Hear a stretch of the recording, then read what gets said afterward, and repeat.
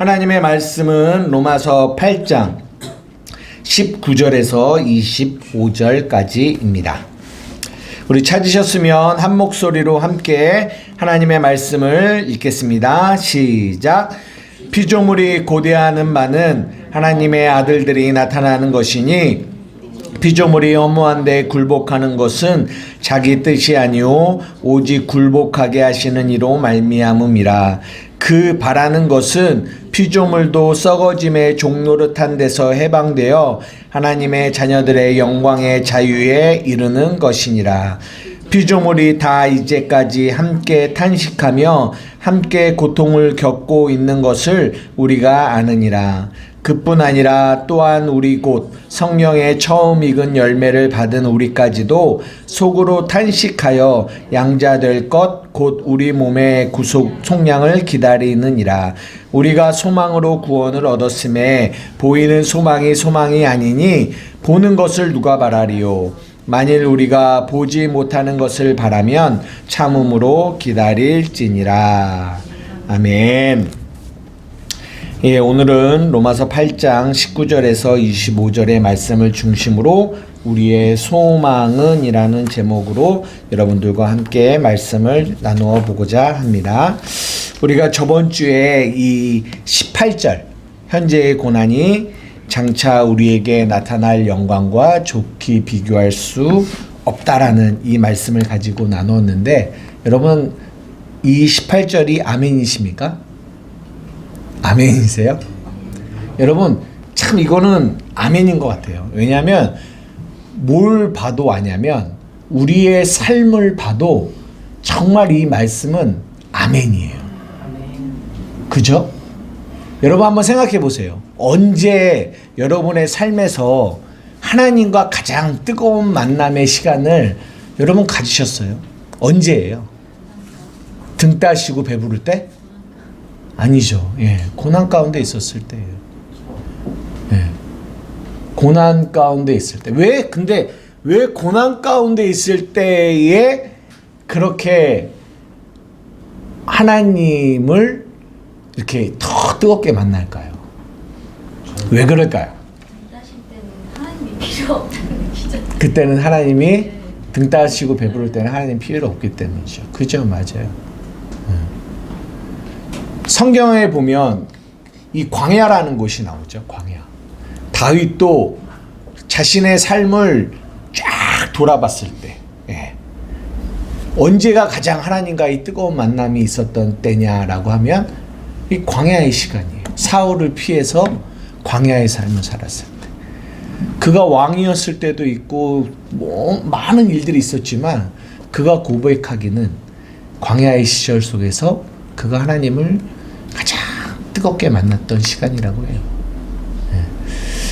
우리의 삶도 돌아보면 진짜 이거를 부인할 수가 없어요. 이 고난이라는 것이 우리에게 오늘 우리의 할 얘기와도 연결이 되지만 이 고난이라는 것이 내게 딱 오면 벌써 이 고난이 어디에 와요? 우리의 몸에 오거든요. 우리의 몸에. 이 몸에. 고난이 우리의 몸에 딱 오면 우리의 몸이 뭘 느끼냐면, 아, 나는 할 수 없구나라는 거를 깨닫게 돼요. 그 전까지는요, 고난이 오기 전까지는요, 이 몸이, 오늘도 자세하게 좀 얘기하겠지만, 이 몸이 어쨌든 죄 가운데 있잖아요. 죄가 뭐예요? 하나님을 의지하지 않고 내 힘으로 하려고 하는 게 죄잖아요. 이 몸이 그 죄 가운데 있단 말이에요. 죄의 몸이라고 얘기해요. 그렇기 때문에 내 힘으로 내 맘대로 내 뜻대로 살아가려고 한단 말이죠. 그러다가 뭐가 와요? 고난이 와요.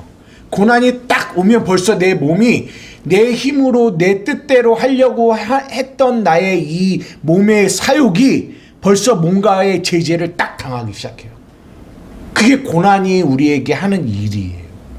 그럼 그때 우리는 처음에는 막 그래도 내 힘으로 뭔가를 해보려고 막 했는데 이제는 그러다가 점점 고난이 커져가는 거죠. 커져가요. 그러면서 나중에는 그 고난에 짓눌려서 할 수 없구나를 깨닫게 되는 거죠. 인간은 그제서야 누구를 바라보게 되냐면 하나님을 바라보게 돼요. 그제서야. 그러기 전에 하나님을 바라보면 얼마나 좋겠냐마는 인간의 이 완악함은, 인간의 이 어두움은 그 고난 가운데 그 끝자락까지 가야 내가 할 수 없음을 깨닫고 그때서야 하나님을 바라보게 된다는 거죠. 그러나 그런 고난을 통해서라도 하나님을 바라보게 하는 것이 얼마나 큰 은혜인지를 오직 하나님의 자녀들만 그 고난을 통하여 하나님을 바라보는 은혜를 경험할 수 있다는 거예요. 이 땅에 있는 자들은요, 세상에 있는 자들은요, 그냥 그 고난으로 죽는 거예요. 그래서 현재의 이 고난이 영광이라는 거예요. 영광. 참 100번 생각해도 이 말씀은 아멘입니다. 성경 구절 한번 찾아봅시다. 베드로전서 4장 12절에서 19절이에요. 차근차근 한번 읽어보세요. 다 같이 읽겠습니다. 시작. 사랑하는 자들아, 너희를 연단하려고 오는 불시험을 이상한 일 당하는 것 같이 이상히 여기지 말고 오히려 너희가 그리스도의 고난에 참여하는 것으로 즐거워하라. 이는 그의 영광을 나타내실 때에 너희로 즐거워하고 기뻐하게 하려 함이라. 보세요, 사랑하는 자들아, 너희를 연단하려고 오는 이 불시험을 뭐하게 여기지 말라? 이상하게 여기지 말라는 거예요. 이건 이상한 게 아니라 당연한 거야. 그러니까 그 고난이 너희에게 올 때 너희들은 막 세상 사람들은 이 고난이 언제 올까? 늘 두려움 가운데, 염려와 근심 가운데 안 와야 되는데 이러고 살아가지만 사랑하는 자들아 라고 얘기해요. 너희들에게 오는 이 연단하려고. 그러니까 목적이 뭐예요? 연단이 목적이에요. 죽이려는 게 목적이 아니라 연단하려고. 우리가 저번 히브리서 12장 11절 저번 주에 봤는데, 징계가 당시에는 즐거워 보이지 않지만, 슬퍼 보이지만 후에 그로 말미암아 연단받은 자들은 의와 평강의 열매를 맺는다고 하거든요. 그러니까 그 연단이에요. 그러니까 이 고난의 목적은 어디에 있다? 연단에 있다. 그렇게 연단하려고 오는 그 불시험을 이상하게 생각하지 마. 무슨 말씀인지 아시죠? 14절 시작. 너희가 그리스도의 이름으로 치욕을 당하면 복 있는 자로다. 영광의 영 곧 하나님의 영이 너희 위에 계심이라.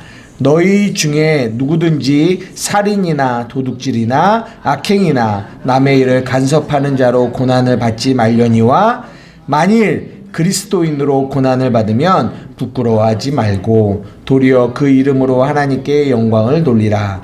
하나님의 집에서 심판을 시작할 때가 되었나니, 만일 우리에게 먼저 하면 하나님의 복음을 순종하지 아니하는 자들의 그 마지막은 어떠하며, 또 의인의 겨우 구원을 받으면 경건하지 아니한 자와 죄인은 어디에 서리요. 그러므로 하나님의 뜻대로 고난받는 자들은 또한 선을 행한 가운데서 그 영혼을 미쁘신 창조주께 의탁할지어다. 하나님의 뜻대로 고난을 받는 그 고난을 통하여 우리는 우리의 영혼을 미쁘신 창조주께 의탁하는 일을 하게 된다는 겁니다. 그것이 우리가 저번 주에 나눈 현재의 고난이 장차 나타날 영광과 좋게 비교할 수 없다라는 이 얘기가 그 얘기예요. 오늘은 그 다음 19절부터 25절까지인데요. 제가 이 8장은 조금 다른 장보다 조금 자세하게 이렇게 빠지지 않고 설명을 드립니다. 그 이유는 굉장히 중요한 장이기 때문에 그래요. 모든 장을 다 이렇게 하지는 않겠지만 이 8장은 그렇게 조금 자세하게 살펴보려고 하는데요. 여러분, 제가 토요일 날 여러분에게 이 본문을 이렇게 보내드렸어요. 한번 읽어보시라고. 여러분이 그냥 아무 본문을 읽어보지 않고 오셔서 말씀을 듣는 것과 한번 읽어보고 이 말이 도대체 물론 잘 모르시겠지만 이 말이 무슨 말인지를 한번 생각해보고 오는 거와는 굉장히 차이가 많이 있습니다. 그래서 여러분들 꼭 제가 토요일마다 본문을 보내드리면 한 번쯤은 고민해보고 생각해보시라는 거예요. 한번 여쭤보겠습니다. 여러분, 오늘 이 본문이 뭘 얘기하려고 하는 걸까요? 여러분 나름대로 한번 이렇게 읽어봤는데 이런 내용인 것 같다 라고 생각이 드는 부분이 있으세요? 예, 뭐 어떤 부분이세요? 없으시다고요? 네. 없으세요? 소망. 도통 모르겠다. 소망. 우리의 소망은 뭐라고 생각? 제목을 통해서 우리의 소망은 뭐예요? 통일이에요? 뭐죠? 소망은 뭐? 우리의 소망이 뭘까요? 결론이죠. 영광의 자유에 이르는 것. 영광의 자유에 이르는 것이다. 네. 그렇군요. 그래서 목사가 필요한 거예요. 그래서 이렇게 하나하나씩 설명을 해드리는 게 필요하다. 네. 여러분이 다 알면 제가 이렇게 할 필요가 없죠. 한번 하나하나씩 차근차근 한번 볼게요. 한번 19절. 피조물이 고대하는 바는 하나님의 아들들이 나타나는 것이니 라고 얘기합니다. 한번 보세요. 피조물이 고대하는 바는 하나님의 아들이 나타나는 거래요. 물어볼게요. 왜 피조물 아시죠? 피조물. 만들어진 모든 것들이 다 피조물이에요. 피조물이 고대한대요. 간절히 기대하고 기다린대요. 뭘 기다리냐면 하나님의 아들들이 나타나는 걸 기대한대요. 왜 그럴까요? 전체적으로 여쭤보면 좀 힘들지만 하나하나씩 물어볼게요. 왜 피조물이 하나님의 아들들이 나타나기를 그렇게 고대할까요? 네? 고통받고 있으니까. 누가요? 네. 또요? 근데 여기서 아들들이라고 하면은 네네. 예수님이 아니고 그 자녀들을 얘기해요. 그렇죠. 우리를 얘기하는 거예요. 아들들. 딸이에요? 네. 아들들. 여기서 말하는 저번에도 말했지만 하나님의 아들들이라고 하는 거는 아들은 씨가 있잖아요. 그러니까 여러분들 지금 자매분들도 하나님의 씨를 받은 자라서 하나님 앞에서는 아들들이에요. 그 아들들이 누구냐면 우리 하나님의 아들 예수 그리스도, 그 예수 그리스도와 함께 아들 된 우리를 얘기하는 거예요. 우리가 나타나기를 그렇게 피조물이 간절히 고대한대요. 왜지? 가서 집에 가서 풀들한테 한번 물어봐요. 풀들한테. 관리해줄 사람이 필요해서 그런 거. 관리해줄 사람. 관리는 그러면 예수 믿지 않는 사람은 관리를 못 하나요? 그러면 정원사들은 다 예수 믿는 분들만 정원사를 하셔야 되나? 뭐 여러 가지 생각을 해볼 수가 있을 것 같아요. 여러 가지 생각을. 여러분 이 땅의 모든 문제가 여러분 지금 환경의 문제도 있고 정치 경제의 문제도 있고 여러 가지 문제들이 있잖아요. 특별히 이 환경의 문제가 굉장히 심각하죠. 그래서 이 환경이 이 온난화 이런 것들이 굉장히 곧 지구가 멸망할 것처럼 이렇게 얘기도 하고 하잖아요. 근데 이 환경의 문제의 원인이 뭔지 알아요? 사람이죠. 사람이에요. 너무 멀리 가지 않아도 될 것 같아요. 가까이 우리가 살고 있는 우리의 삶을 통해서 가만히 보세요. 우리의 삶의 문제에 가장 그 문제의 원인이 뭐예요? 사람이에요. 사람. 그러니까 환경이 바뀌는 게 아니라 뭐가 바뀌어야 돼요?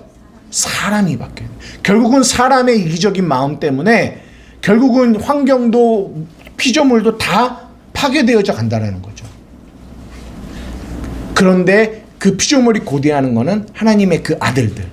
이기적인 마음으로 죄 가운데 가는 이들이 아닌 하나님의 아들들이 나타나기를 고대한다. 이런 것들도 이 말 안에 있을 수 있지 않을까 그냥 개인적으로 생각을 해봤어요. 그리고 또 하나 그냥 묵상해 본 거예요. 왜 하나님 피조물이 고대하는 왜 피조물이 이 하나님의 아들들이 나타나기를 고대할까?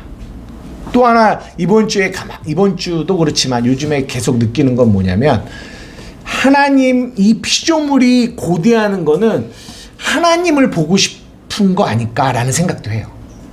피조물 그러니까 피조물은 창조주가 만든 피조물이잖아요. 그러니까 이 피조물들은 누구를 보고 싶으냐면 창조주를 보고 싶은데 창조주를 보려면 누구를 통해서만 볼 수 있어요? 하나님의 자녀들을 통해서만 볼 수 있어요. 제가 요즘에 참 감사한 거는 뭐냐면 제가 이렇게 카톡을 받거나 전화 통화를 하거나 신방을 하다 보면 이렇게 여러분들의 삶을 조금씩 이렇게 듣게 돼요.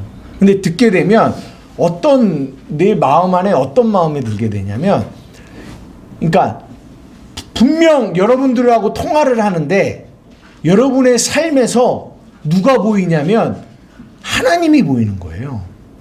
하나님이. 그러면서 이 마음 안에 이렇게 기쁨이 올라와요. 그러니까 여러분들에게 말씀의 씨앗이 심겨져서 그 말씀의 씨앗이 여러분이 받아서 여러분이 삶을 살아가거든요. 삶을 살아가는데 여러분의 입에서 나오는 말이나 글이나 이런 것들이 그 안에서 복음이 그대로 이렇게 드러나는 것들을 보게 돼요. 그럴 때마다 저는 그 사람을 보는 게 아니라 그 사람 안에서 살아계시는 하나님을 보게 된다는 거죠. 이야. 그래서 그런 것들을 요즘에 참 느끼면서 참 하나님 감사하다. 비록 작은 교회지만 하나님의 말씀이 전달되어져서 그 말씀의 씨가 단지 이렇게 다른 데 뿌려지지 않고 여러분의 심령 가운데 뿌려져서 여러분의 삶을 그 말씀이 이끌어가는 모습을 보는 것이 목사에게는 가장 큰 기쁨이에요. 그런 생각도 해보았어요. 피조물이 곧 하나님의 아들을 통해서만 하나님을 볼 수 있지 않을까 이런 생각. 그런데 이제 그거는 제가 나름대로 묵상을 한 거고 답은 어디에 있냐? 아까 말씀하신 것처럼 19절의 답은 20절과 22절에 있습니다. 한번 보세요. 피조물이 고대하는 말은 하나님의 아들들이 나타나는 건데 그 이유는 뭐냐? 왜 고대하냐면 피조물이 허무한데 굴복하는 것은 자기 뜻이 아니요 굴복하게 하시는 이로 말미암음이라. 그 바라는 것은 피조물도 썩어짐의 종노릇한 데서 해방되어 하나님의 자녀들의 영광의 자유에 이르는 것입니다. 피조물이 다 이제까지 함께 탄식하며 함께 고통을 겪고 있는 것을 우리가 압니다. 왜 피조물이 하나님의 아들들이 나타나는 것을 고대하냐면 이유는 그거예요. 피조물이 허무한데 굴복하고 있기 때문이에요. 피조물이 썩어짐에 종노릇하고 있기 때문이에요. 그런데 그들이 무엇을 맞이하기를 원해요? 해방을 맞이하기를 원해요. 자유를 얻기를 원하는 거죠. 근데 그 해방과 그 자유를 피조물이 어떻게 얻게 되느냐? 누구로 인하여 얻게 된다고요? 하나님의 아들들을 통하여 얻게 된다는 거예요. 이게 무슨 얘기인지 제가 예를 들어 볼게요. 여러분 김춘수의 꽃이라는 거 아시죠? 한번 띄워주세요. 제가 이거를 이렇게 써놨더니 아까 막 뭐라 그러더니 야 뭐 하냐고 안 하던 행동을 하신다고 뭐라고 막 그러시더라고. 우리 아니 이런 것들도 꼭 말씀만 봐야 되는 게 아니라 이런 것들도 말씀에 도움이 되면 이렇게 활용할 수 있는 건데 그걸 가지고 자꾸 뭐라 그러죠. 제가 유일하게 마음 깊이 담아두고 있는 시가 알고 있는 시가 이거 하나예요. 내가 그의 이름을 불러주기 전에는 그는 다만 하나의 몸짓에 지나지 않았다. 내가 그의 이름을 불러주었을 때 그는 나에게로 와서 꽃이 되었다. 내가 그의 이름을 불러준 것처럼 너의 이 빛깔과 향기에 알맞은 누가 나의 이름을 불러다오.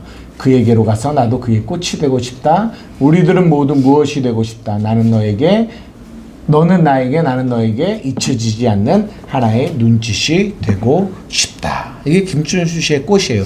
여기서 이 시에서 말하고자 하는 것은 이 본질, 이 의미, 근데 그 본질과 의미를 찾는 거를 말하는 건데, 어떻게 해서 의미와 본질을 찾게 되냐면, 내가 너의 이름을 뭐 해줄 때? 불러주었을 때. 이게 무슨 말이냐면, 이 피조물들 안에는 다 뭘 담고 있냐면, 여러분, 하나님 말씀이 담겨 있어요. 여러분, 이 피조물이 뭘로 지어진지 아세요? 말씀으로 지어졌잖아요. 하나님 천지 창조 때, 다 꽃, 새와 나무와 뭐 이런 것들이 있으라 하심에 있었고, 뭘로 지어졌냐? 말씀으로 지어졌어요. 그러니까 모든 피조물 안에는 뭐가 본질이냐면 말씀이 본질이에요. 과학으로는 원자가 본질이다 이렇게 얘기하지만 그건 과학이 하는 얘기고, 성경을 통해서 봤을 때 피조물의 본질은 뭐가 있다? 말씀이라는 거죠. 말씀이에요. 그래서 그 피조물들이 그 본질은 말씀인데, 아무도 그 피조물을 바라보면서 그 안에 담겨 있는 본질을 못 봐요. 못 보는 자체가 허무한데 굴복하는 거며 썩어짐의 종로를 타고 있는 거예요. 그 상태에 있는 거예요.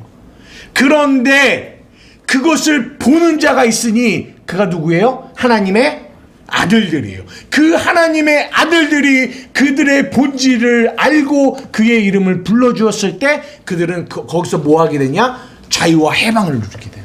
그래서 피조물이 고대하는 거예요. 이거 이해되세요? 여러분, 동일합니다. 우리 인간도 마찬가지예요. 피조물뿐만 아니라 인간도 동일한 과정을 겪어요. 여러분, 우리가 옛사람이 아니라 새사람이잖아요. 그죠? 우리의 겉모습은 옛사람인데 우리의 속은 새사람이에요. 우리의 그러면 본질은 뭐예요? 새사람이에요. 그런데 이것을 발견하지 못하고 겉사람, 옛사람 안에 갇혀 있으면 우리는 이렇게 허무한데 굴복하고 있는 거예요. 썩어짐의 종로를 타고 있는 거예요. 그런데 여기서 어떻게 해방됐어요? 로마서 8장 1절 2절. 누구든지 그리스도 예수 안에 있기 때문에 그 안에 있는 자, 그 예수 그리스도 안에서 나의 존재, 나의 본질을 발견한 자, 그 사람은 결코 정죄함이 없나니 이는 그리스도 예수 안에 있는 생명의 성령의 그 법으로 죄와 사망의 법에서 뭘 맞이한 거예요? 해방을 맞이한 거예요.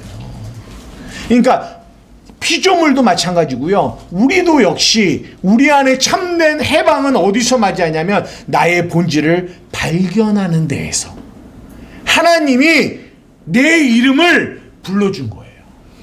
뭐라고요? 새 사람이라고요. 하나님의 자녀라고요. 그때 그 이름을 듣게 됐을 때, 내 본질을 발견했을 때 우리는 그 안에서 뭘 경험하게 된다? 해방과 자유를 경험하게 된다라는 거예요. 아, 그렇구나. 여러분, 우리는 물론 아이를 다 낳지만 보십시오. 남자가 여자가 만납니다. 그러면 그 정자가 난자 안에 착상이 돼요. 그러면서 뭐가 잉태돼요? 생명이 잉태돼요. 생명이 이 안에 싹 들어와요. 입덧 하셨나요? 네. 많이 하셨나요? 입덧을 하죠. 그러면서 전혀 예전에는 생명이 이 안에 들어오기 전에는 먹으려고 하지 않았던 거를 먹게 된다고 해요. 그죠? 네. 왜 그런 거예요? 왜 그것을 먹고 싶죠? 이 안에 있는 생명이 먹고 싶은 거예요. 이 생명이. 네. 그러면서 예전에는 누구 중심으로 살았어요? 내 중심으로 살았어요. 그런데 이제는 생명이 들어오니까 이제는 내 중심이 아니라 이 안에 있는 생명을 중심으로 살게 돼요. 예전에는 이 몸매를 관리하기 위해서 부단히 애쓰고 힘쓰지만 생명이 안에 들어와서 퍼지는 나의 몸을 바라봐도 그 생명이 소중하기 때문에 나의 파괴, 나의 무너짐을 받아들이는 거예요. 여러분 이게 다 뭔 줄 알아요? 이게 다 진리예요. 진리. 생명이 들어오면 나의 모든 삶이 그 생명, 그 씨, 그 생명에게 집중되어진다고요. 그것이 소중함을 아니까. 그렇게 해서 자녀가 낳는 거거든요. 근데 우리가 산후 우울증을 겪잖아요. 왜 그런 줄 알아요? 그냥 그 일을 나의 파괴로만 보게 되면 내가 예전에는 이렇게 자유롭게 살았는데 막 자유롭게 했는데 이 생명이 들어옴으로 말미암아 나의 자유가 다 포기되어지고 이런 삶을 살게 되네. 힘든 삶을 살게 이것만 바라보게 되면 그러면 우울증이 온다고요. 그러나 그 안에서 정말 이야 진리가 이 안에 담겨 있는 거구나. 이 안에. 그래서 부부와의 관계, 아이를 낳는 거, 이 모든 것들, 그리고 자연 만물 안에서 꽃들과 이런 모든 것들을 바라볼 때 그 안에 담겨 있는 하나님 진리를 발견하면, 왜냐하면 다 그 안에 담겨 있거든요. 그러면 우리는요 성경을 통해서도 하나님을 만나지만 만물을 통해서도 우리는 누구를 만날 수 있다? 하나님을 만날 수 있다. 시골에 사시는 여러분들 축하드립니다. 여러분들은 더 그 자연 만물을 통해서 그 안에 담겨 있는 하나님을 보게 되는 거예요. 우리가 자녀를 양육하는 거요 굉장한 큰 축복입니다. 왜냐하면 자녀를 양육하는 그 하나를 통하여 자녀를 양육하지만 그 안에 담겨 있는 하나님의 진리를, 복음을 우리는 그 양육을 통해서 발견하게 돼요. 근데 그 안에 있는 본질을 못 발견하고 자녀만 양육하면 그것이 죄가 되고 그것이 허무한데, 여기서 말하는 허무한데 굴복하며 썩어짐의 종로로 타는 일로 바뀌어져 간다라는 거죠. 이거 이해가 되세요? 그래서 여러분들의 눈이 열려진 것을 감사하게 생각하세요. 여러분이 진리를 볼 수 있다라는 것을 감사하게 생각하세요. 참 감사해요, 진짜. 이렇게 이야기를 나눠보거나 하면 여러분의 눈이 진짜 1, 2년 전과 비교를 할 수 없을 정도로 여러분의 눈이 시야가 열려져 있는 것을 제가 느끼게 돼요. 이게 복음의 능력이라고 생각해요. 점점 여러분의 눈은 떠질 거예요. 점점 여러분의 환경과 여러분의 상황을 바라볼 수 있는 눈이 더 복음으로 열려질 거예요. 그럴 때 여러분들은 점점 해방과 자유를 더 많이, 진리를 알지니 진리가 여러분을 자유케 하는, 그 자유가 여러분에게 참된 안식을 주는 그 삶으로 여러분들을 이끌어 갈 줄 믿습니다. 아멘. 그 다음에 23절입니다. 23절. 그뿐 아니라 또한 우리 곧 성령의 처음 익은 열매를 받은 우리까지도 속으로 탄식하여 양자 될 것 곧 우리 몸의 속량을 기다리느니라. 여러분 좀 이상하지 않습니까? 뭐가 이상하냐면 양자 될 것이래요. 양자 될 것. 여러분 양자가 되었나요? 될 것인가요? 여러분 우리가 15절 한번 읽어보세요. 너희는 다시 무서워하는 종의 영을 받지 아니하고 양자의 영을 뭐 했다고요? 받았대요. 그래서 우리가 아빠 아버지라고 부르게 된대요. 여기서는 받았다라고 얘기하고 여기는 양자가 될 것이라고 얘기해요. 왜 이런 차이가 생기는 거죠? 그래서 제가 여러분들에게 가끔 여러분들에게 말씀드리는 내용이 뭐냐면 이미와 아직을 여러분들에게 already 이미와 not yet 아직을 성경은 이 신학은 이런 교리로 여러분들에게 성경을 얘기해 주고 있다라는 거예요. 여러분은 이미 양자가 되었어요. 아들이 되었어요. 어디 안에서? 그리스도 안에서. 여러분의 영은 여러분의 여러분 안에 육이 있고 영이 있는 거 아시죠? 여러분의 영은 이미 하나님의 자녀, 새 사람, 거룩하고 흠이 없는 하나님의 자녀가 되었어요. 그런데 양자 될 것이라고 하는 거는 아직 안 된 거잖아요. 근데 어디가 안 된 거예요? 우리의 몸이 아직 안 된 거예요. 몸이. 그래서 양자가 되었다라고 얘기하고 양자가 될 것이라고 얘기하는 거예요. 그런데 이거를 우리가 잘 이해하지 못하면 마귀가 여기서 속여요.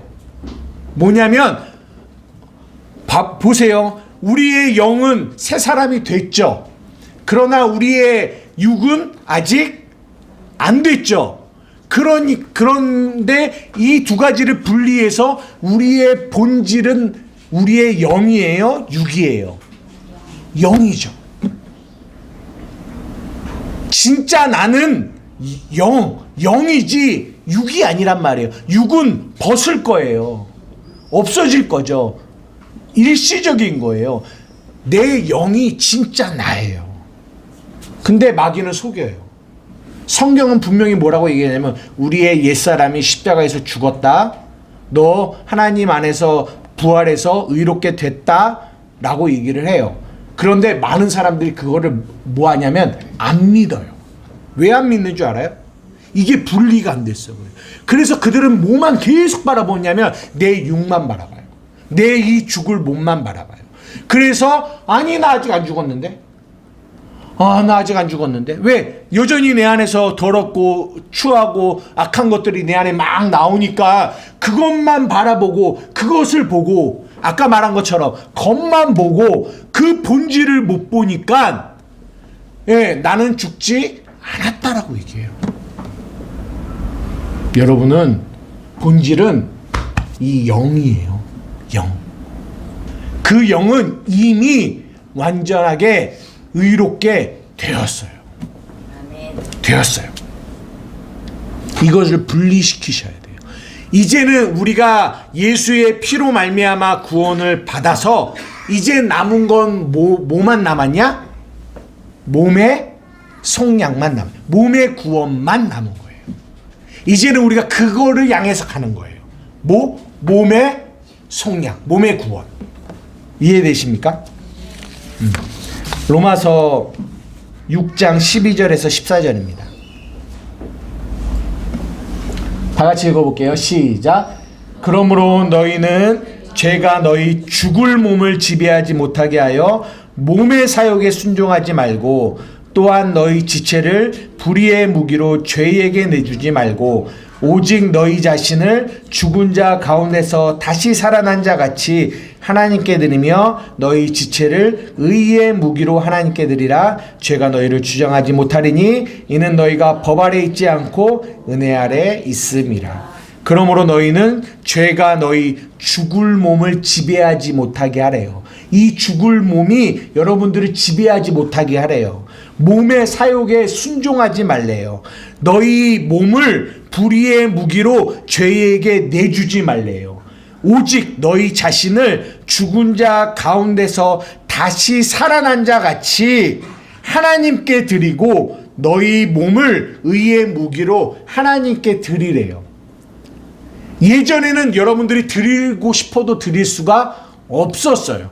그러나 이제는 여러분이 그리스도 안에 여러분이 법 아래 있지 않고 은혜 아래, 하나님의 은혜 아래 있기 때문에 여러분의 영이 새 사람 되었기 때문에 여러분이 이 일을 할 수 있다 없다?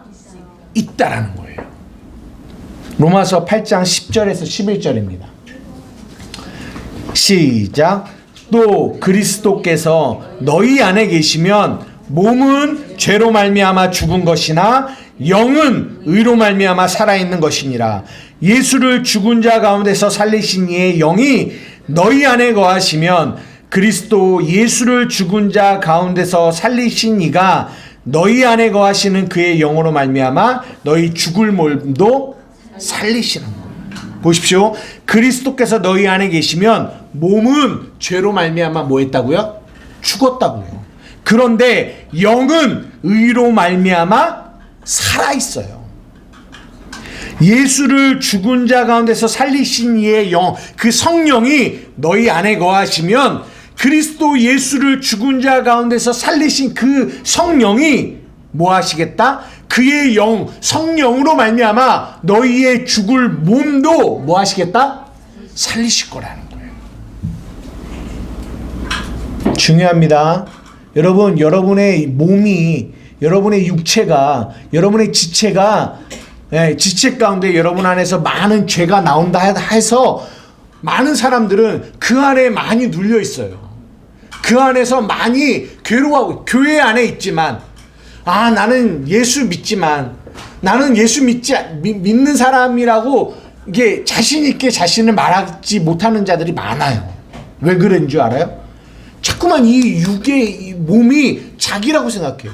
성경이 분명히 얘기합니다. 이 몸은 죽은 몸이에요.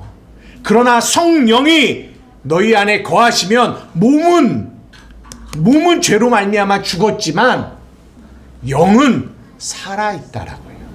그러면 여러분은 죽은 자예요? 산 자예요? 산 자. 내가 막 어떤 교회 안에서 착한 일을 하고 봉사를 하고 뭘 해서 살아있는 자가 아니라 그 성령이 우리 안에 와 계시기 때문에 우리는 살아있는 자예요. 그러면 여러분도 여러분이 살아있는 자다라고 고백할 수 있어야 돼요. 그것을 믿음으로 하나님께 나아가는 거예요. 근데 많은 사람들이 그렇게 하나님께 나아가지를 못해요. 왜요? 이 몸이 나라고 생각하니까. 죄 짓는 내가 나라고 생각하니까. 그러니까 사도 바울이 로마서 7장에 뭐라 하면 이것을 행하는 자가 네가 아니라 네 속에 거하는 뭐다? 죄라는 거예요. 그러니까 여러분의 영은 하나님을 사랑해요. 여러분 아멘이십니까? 그러나 우리의 몸이 자꾸만 세상을 향해서 가려고 해요. 그래서 로마서 7장은 오호라 나는 공고한 자로다. 한쪽 이 마음에서는 하나님의 법을 즐거워하는데 이 법이 이 한쪽에서는 또 죄의 법 안으로 나를 사로잡아가는 것을 보는도다 라고 얘기해요. 그러나 여러분 여기서 우리가 하나님께 그런 상황에서도 그 밑에 뭐라고 해요? 우리 주 그리스도로 말미암아 내가 하나님께 뭐한다? 감사한다라고 얘기해요. 감사합니다. 감사합니다. 왜요? 여전히 육은 죄의 법 안에서 살아가는데도 불구하고 우리가 뭐 할 수 있냐면 감사할 수 있어요. 많은 사람들은 이 육의 몸이 다 좋아져서 그래야 하나님께 감사하고 하나님께 당당하게 나아갈 수 있다라고 생각하는데 그렇지 않아요. 성경은 한쪽은 죄의 법 안으로 나를 끌고 가고 한쪽은 이 생명의 법으로 나를 끌고 가는 이 공고함 속에서도 우리는 하나님께 뭐 할 수 있냐면 감사할 수 있어요. 왜요? 하나님은 이 죽을 몸을 보는 게 아니라 내 영을 보시기 때문에 그래요. 그게 진짜 내 본질이기 때문에요. 그것을 믿는 자만 뭐 할 수 있냐면 히브리서가 말한 것처럼 하나님께 담대하게 나아갈 수 있다는 거예요. 담대하게.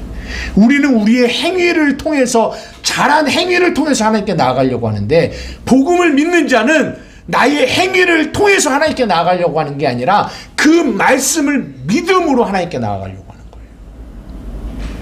이 차이를 이해하시겠어요?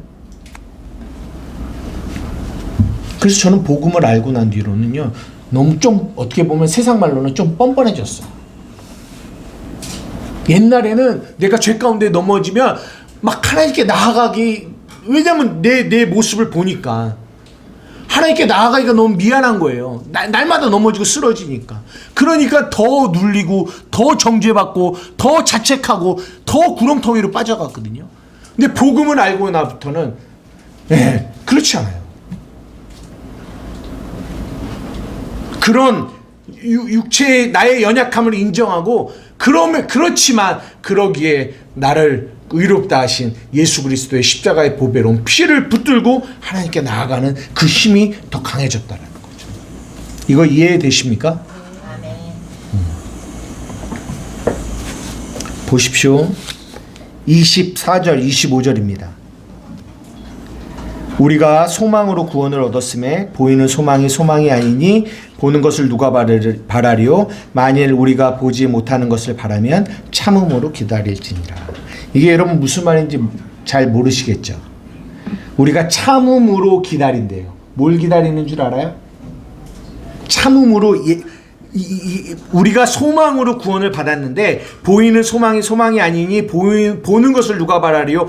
만일 우리가 보지 못하는 것을 바라면 참음으로 기다린대요. 여기서 참음으로 뭘 그러니까 인내, 우리의 삶이 인내래요. 기다림이래요. 뭘 기다리는 줄 아세요? 여기서 이 말이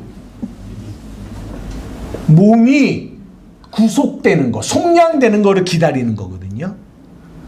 몸이 언제 속량될까요? 몸이 언제 구속이 될까요? 구원이 될까요? 네? 죽을 때. 네? 그렇죠. 죽을 때. 이 몸이 육체를 벗을 때 몸이 완전히 속량이 돼요. 그렇게 우리가 죽으면 우리의 이 허망한 데 굴복하는 이 육체의 몸이 죽으면 그때 뭐 하게 되냐면 우리가 하나님 나라에서 새 몸을 입어요. 새 몸. 이 성경은 이거를 사망의 몸, 죽을 몸이라고 하잖아요. 이 죽을 몸은 벗어버리게 되고요. 우리의 육체가 딱 죽는 순간 우리는 어떤 몸을 입냐면 새 몸, 하나님이 주시는 영원히 변하지 않는 새 몸을 우리가 입게 돼요. 고린도후서 5장 1절 2절입니다. 시작. 만일 땅에 있는 우리의 장막집이 무너지면 하나님께서 지으신 집 곧 손으로 지은 것이 아니요 하늘에 있는 영원한 집이 우리에게 있는 줄 아느니라.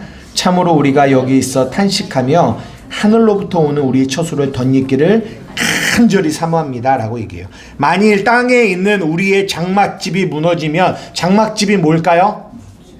예, 그렇죠. 우리의 몸이에요. 여러분 집 아니에요. 우리의 몸이에요. 우리의 몸이 무너지면 죽으면 그 다음에 어떤 일이 발생하냐면 하나님께서 지으신 집, 손으로 지은 것이 아니고 하늘에 있는 영원한 집, 그 집도 뭐예요? 몸이에요. 새 몸. 그 몸이 우리에게 있는 줄 우리가 안돼요. 참으로 우리가 여기 있어서 탄식한대요. 어떤 탄식이냐면 이 육의 몸을 입고 있기 때문에 우리는 늘 죄가 우리를 유혹하면 또 넘어지고 쓰러지잖아요. 허무한데 굴복하잖아요. 썩어짐에 종노릇하잖아요. 막 이런 일을 반복하잖아요. 오라 나는 공고한 자로다. 이 사망의 몸에서 누가 나를 건져내. 이 싸움을 싸우잖아요. 그런데 이 육의 몸이 딱 벗어지는 순간 우리가 그 육의 몸을 벗고 하나님의 새 몸을 입게 된다는 거예요. 하나 더 볼게요. 빌립보서 1장 20절에서 24절. 시작.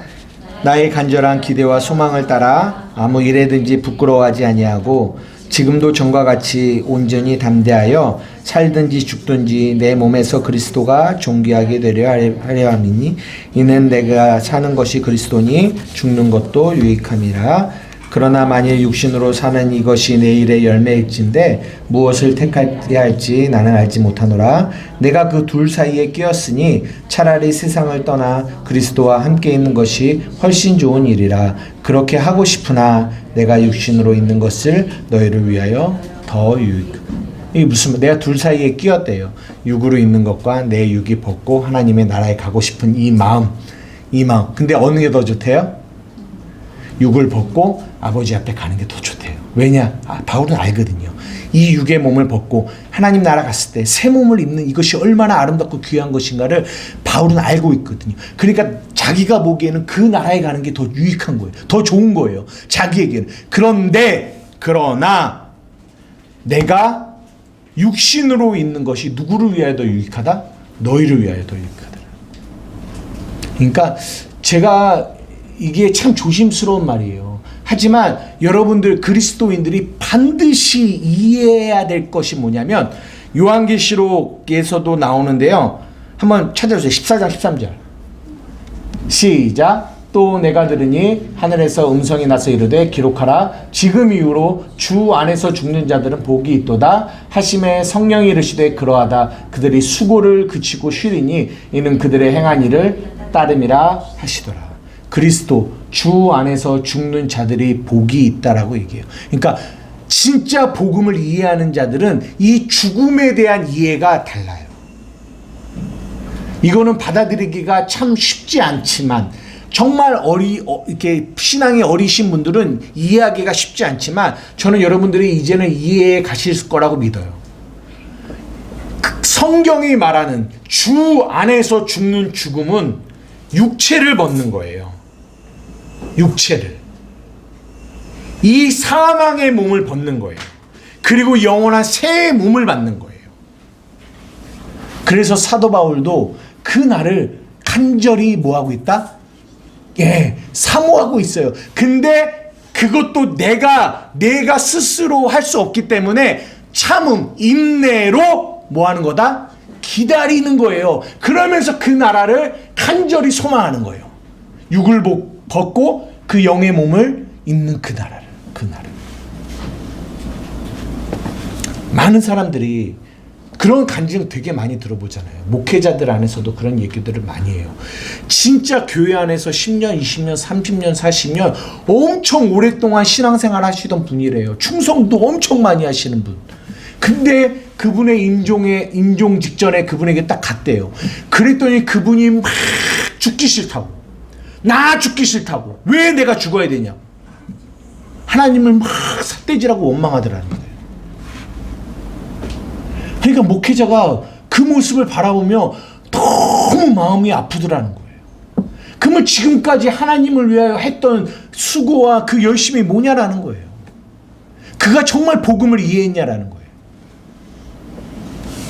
여러분, 그리스도 안에서 주 안에서 죽는 우리의 죽음은요, 세상이 바라보는 죽음과 완전히 달라요.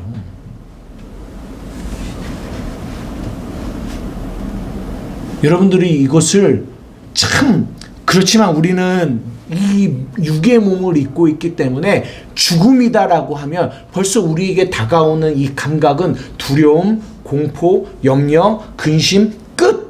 뭐 이런 느낌이잖아요.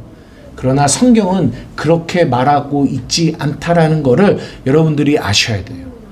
오늘 말한 이 몸의 구속의 완성은 뭐다? 죽음이에요.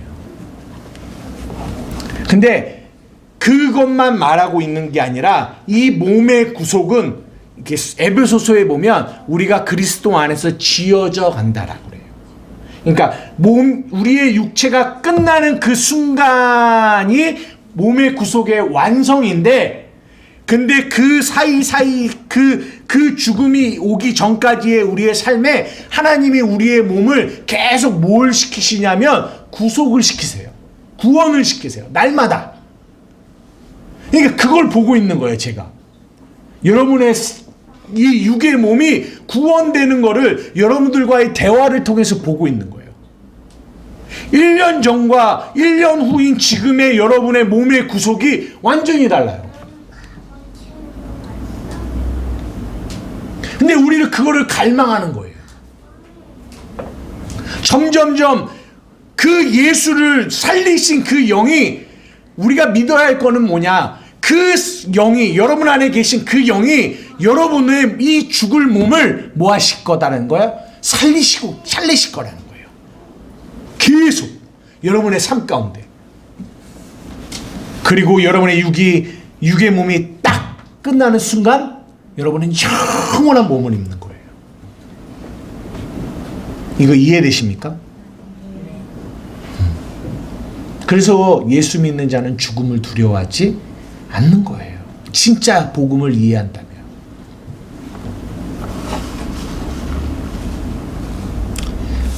말씀을 마치려고 하는데요.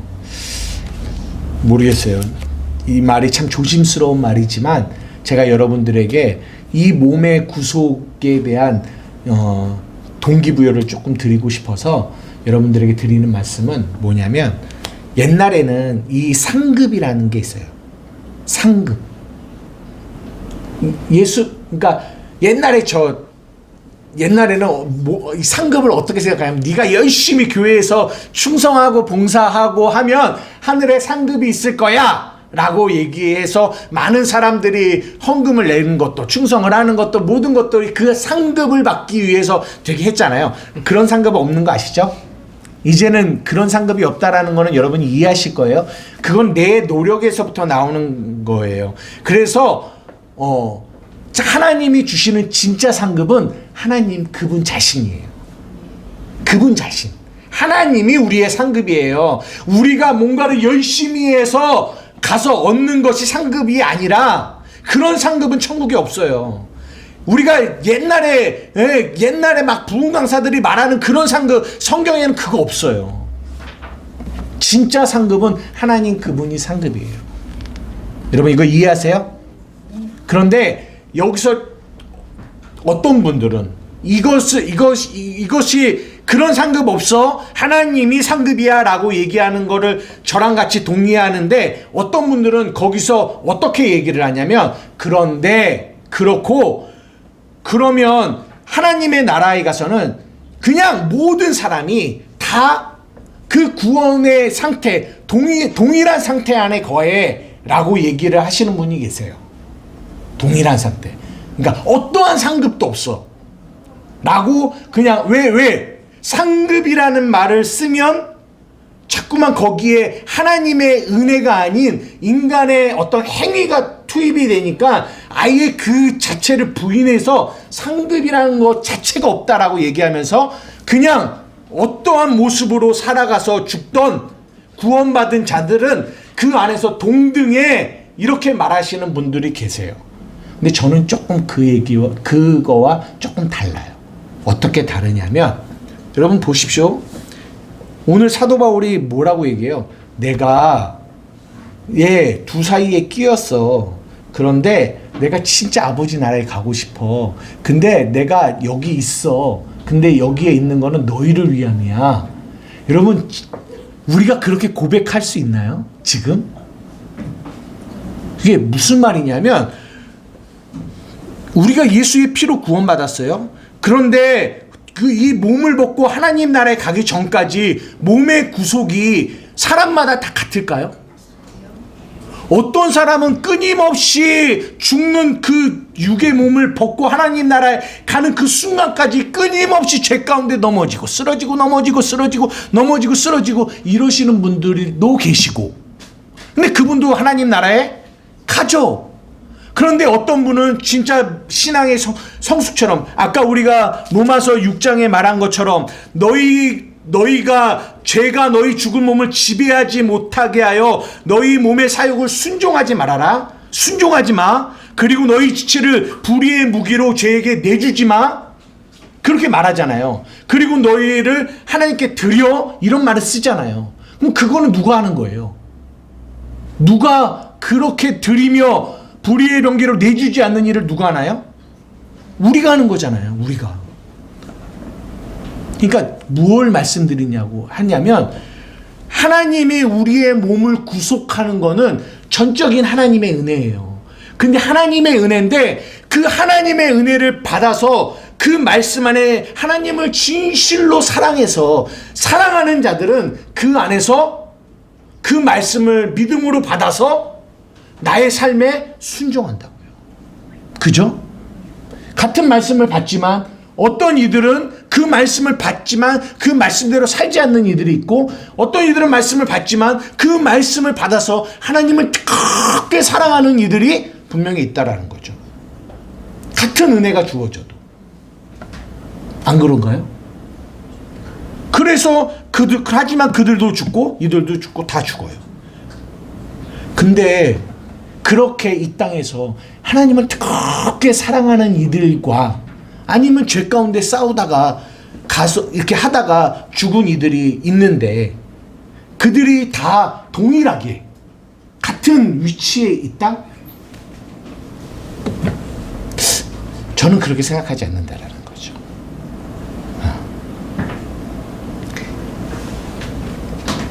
조나단 에드워드라는 귀한 신학자가 있어요. 그분이 이런 말을 해요. 저는 그 말을 동의해요. 어떻게 동의하냐면 하나님의 나라에 갔는데 이 하나님이 계시고 하나님 가까이에 사람들이 있고 그 밑에 사람들이 있고 그 밑에 사람들이 있다라는 거예요. 그 맨 위에 하나님을 사랑하는, 그러니까 하나님 가까이에 있는 자들, 그들이 하나님을 바라보는 그 바라봄, 그러니까 하나님을 보는데 이 밑에서 하나님을 보는 자와 이 위에서 하나님을 보는 자가 하나님을 영광을 바라보는 게 다르다라는 거예요.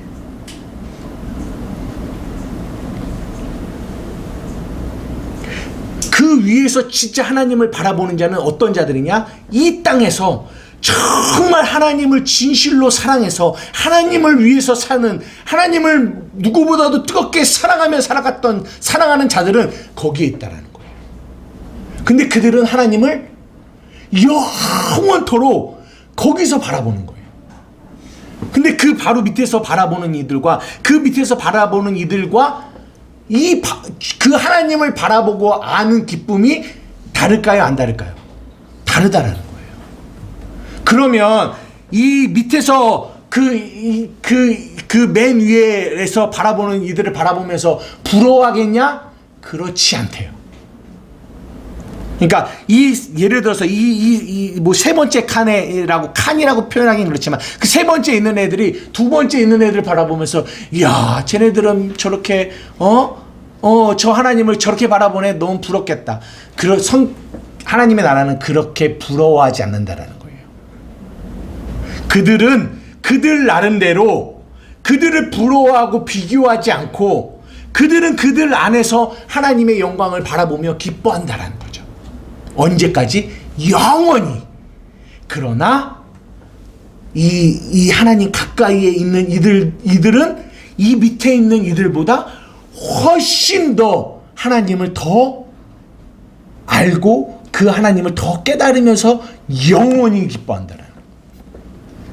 저는 그 말을 믿어요. 다르다고 생각해 들어요. 이 땅에서 얼마만큼 주님을 사랑했느냐, 그거에 따라서 아버지의 나라. 그래서 고린도전서 15장에 해의 영광이 다르고 달의 영광이 다르고 별의 영광이 다르다라고 얘기해요. 저는 그거를 생각할 때 정말 이 현재의 이 고난을 통하여, 이 고난이 우리에게 어떤 일을 하냐면 몸을 구속시키는 일을 하거든요. 몸을 구속. 그 고난을 통하여 내가 죽고 내 안에 예수로 사는 그 일을 성경이 하신단 말이에요. 그럴 때 내가 정말 내 예수 그리스도를 사랑하는 마음으로 하나님을 뜨겁게 사랑하는 이 일들을 이 땅 가운데서 하는 이들이 아버지 나라 갔을 때 하나님이 그에게 주시는 그 아름다운 영광은 그냥 뭐 집이 크고 이런 세상적인 이런 거 아니고, 가장 큰 영광은 하나님, 그 상급은 하나님 자신인데, 하나님 자신, 그분이 우리의 상급인데, 그것은 맞는데, 이 땅에서 하나님을 뜨겁게 사랑한 자들은 그 하나님을 더 영원토록 그 하나님을 더 느끼며 그 하나님을 더 아는 기쁨이 충만하다는 거죠. 여러분, 정말 이게 맞다면 저는요, 그 영광이, 그 기쁨이, 그 영원한 것이,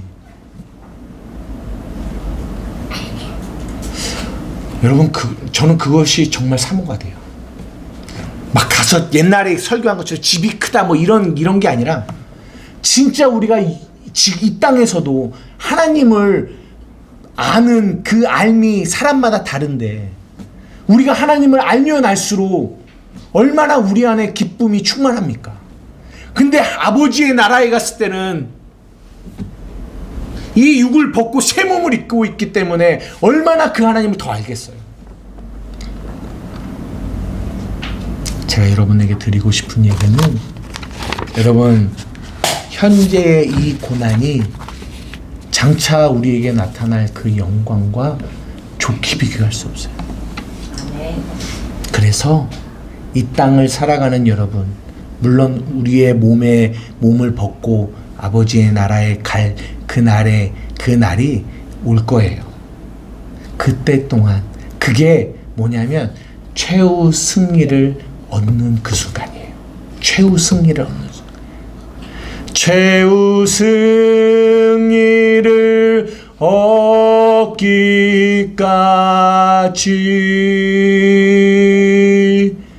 그때까지 여러분 뭐 하실 거예요?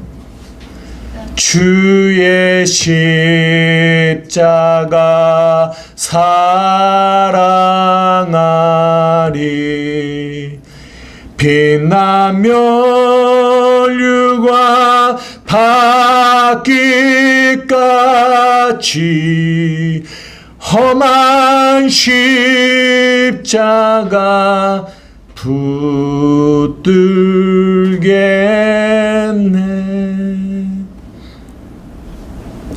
여러분 안에 이 사모함이 있기를 원해요.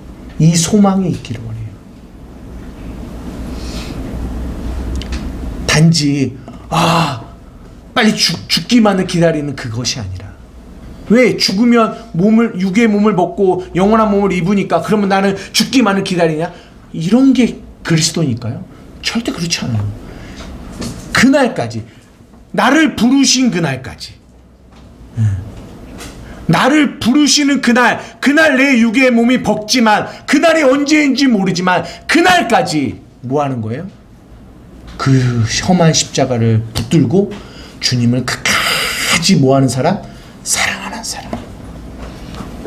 저는 사랑하는 우리 한마음교회 성도들이 그런 사람들이 되어지기를 주님의 이름으로 축복합니다. 아멘. 그날까지 우리 주님 사랑하며 삽시다. 아멘. 그 사랑하는 일에 고난이 와도 그 고난을 통하여 내 구주 예수를 더 사랑하는 저와 여러분 되기를 주님의 이름으로 축복합니다. 아멘. 기도하시겠습니다. 이 시간 우리 함께 기도할 때 우리의 몸의 구속을 하나님께서 언젠가 우리에게 주실 거예요. 여러분, 다시 한번 말씀드리지만 그리스도 안에서, 주 안에서 죽는 죽음에 대한 여러분들의 마음을 다시 한번 정리하시기를 주님의 이름으로 축복드려요. 굉장히 중요한 겁니다. 죽음은 두려운 것이 아니에요. 죽음은 끝이 아니죠. 최후 승리를 얻는, 그래서 우리의 이 허망하고 썩어질 것의 몸을 벗고 영원한 하나님이 우리에게 주시는 영원한 몸을 입는 그 순간이에요. 너무나 귀한 순간이죠. 그것을 이해하시기를 바라며, 또 하나, 우리가 그 최후 승리 얻기까지 우리가 해야 할 일이 몸의 구속인데, 그 몸의 구속은 우리의 이 육체가 끊임없이 나를 위해서 살게 할 거 아니에요. 그럴 때마다 내가 부인되어지고 내 안에 계신 주님을 날마다 사랑하는, 그 사랑을 붙들고 살아가는 저와 여러분들 되기를 원해요. 그렇게 주님을 사랑하는 우리 한마음교회가 되기를 바랍니다. 그런 내가 되게 하여 주시옵소서. 주님을 더 사랑하게 하여 주시옵소서. 우리 주님의 이름 한번 부르며 기도하며 나가시겠습니다. 주여!